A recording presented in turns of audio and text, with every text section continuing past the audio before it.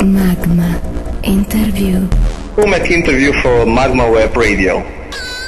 How did you discover techno and develop your unique sound? Basically, I discovered techno in 95, purely techno. I was playing techno records even before, but as the scene in Slovenia was quite mixed up. We were playing everything from trance, hard trance, house to techno. And basically in 95 I've heard records from Surgeon and all the records from Downward Records, and I went crazy about those producers, and at the time I just knew I'm gonna play this kind of music. And like for next 5 years I was playing this dark techno industrial sound, and then in around 2000 I changed to more percussive, funky, more housey oriented techno. And then again in 2005 I think it was the beginning of after disco, which again I started to develop a new sound and morphing to the sound that I have right now.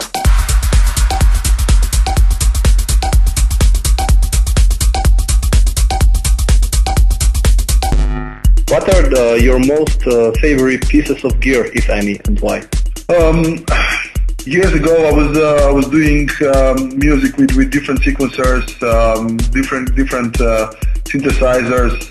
I used to use the MPC for sequencing. I was using 909, 808. I was using all the crazy synthesizers like ARP 2600, Moogs, sequential, everything. And then like 5 years ago, I decided I'm gonna sell everything except few pieces that I kept as a souvenir, and so I still own synthesizers like Omega 2 or SE1, Pulse, PX800, the one I think it was, and these are the synthesizers that I've made most of my old records.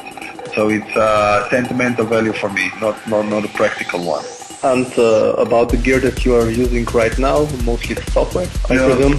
Yeah, no, mostly it's just software.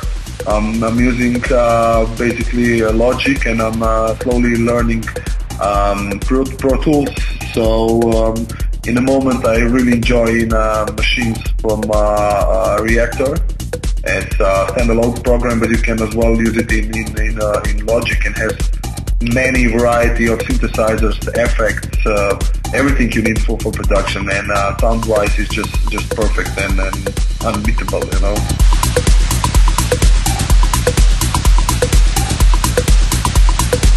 MaGmA Interview.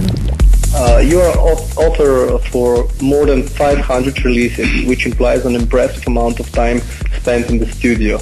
So what's the secret formula? I've done not 500 releases, but I've done around 500 tracks and remixes, probably even more. But what's the secret? It's not really a secret. It's just I like to spend time in the studio, and I don't go in the studio maybe twice a year for 1 month, and I'm literally there every day when I'm in Ljubljana or if I'm not traveling.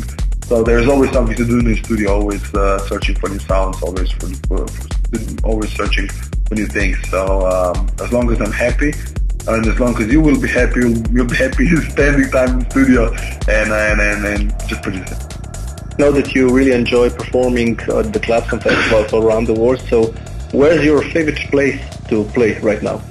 Right now, yeah, it's hard to say, and it would be unfair to all the nice clubs and all the nice promoters and people that I meet every week. So every week I play in a nice club or a nice venue, so I don't want to choose one. Have you got any spell to ward off the evil eye before going on stage? No, basically I don't do any ritual. It's nothing. It's my job. I just go there and I just enjoy myself. You know, it's I don't even feel how to say, not enthusiastic, but trima. What's the English word? I can't find an English word right now. It's anxiety, probably. I don't feel it anymore. It's I know what I'm gonna do on the stage. You know, I just take the energy from people and I'm giving the energy back with the music. You know, with what I do, and that's it.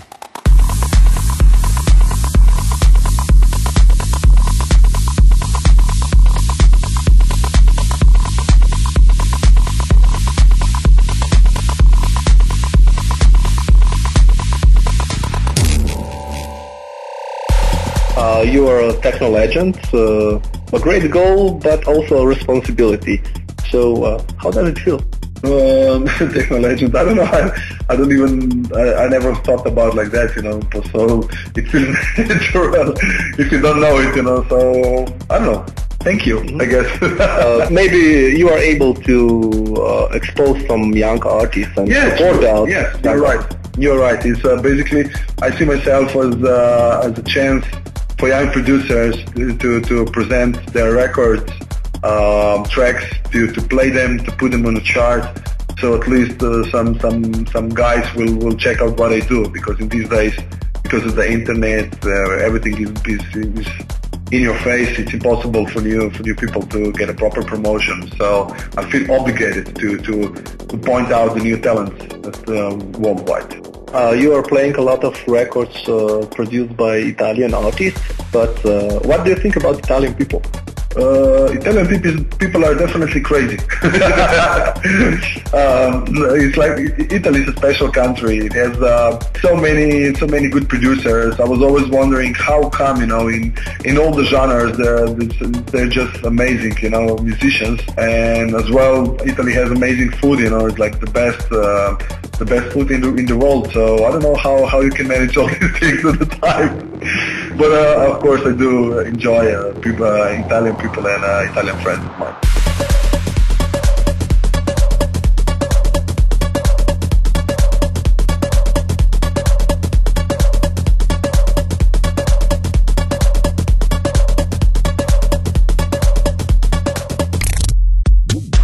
You're traveling a lot. You've just been to Australia, to the United States of America. You're up to Miami, South America. So what are your views on the global techno scene? It's constantly changing. There are some countries which have been really strong on techno for many years, and they went down totally for 2 years, and now they're coming back. It's constantly changing. It depends. It's coming and going in waves. So I don't know. It's like South America is always nice. Ex-Yugoslavia is always nice.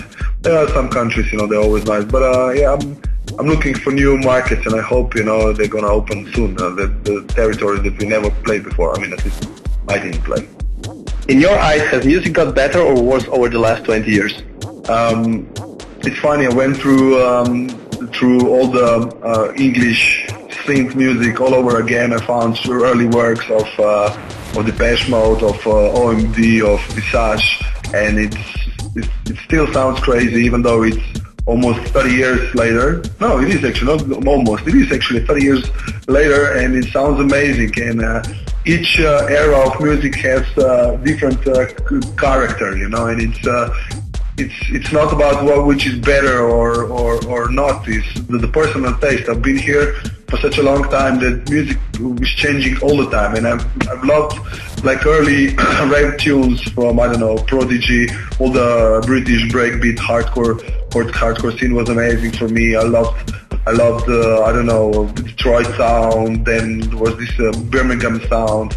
I went to all this funky percussion stuff, and I always find music which is interesting. A lot of people is complaining that music is not as good as it was, but there are young kids which are growing up with a new sound, and for them it's as exciting as it was for me or for the other guys a few years ago. So it's just a point of view. I think the music is amazing, and it's always going forward, and it's crashing the boundaries, and new ways of productions are here every year, and it's completely changing the sound, the quality of the sound, the way how you make music, and the way even how you distribute music and how you buy music. Everything's completely changed. And as now I know, I will learn all my life, and the things will change all my life, and I will need to adapt all the time.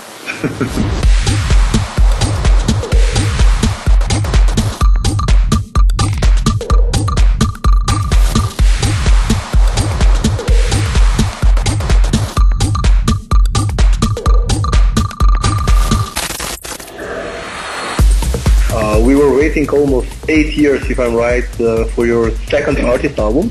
It's due to be released in few days, weeks.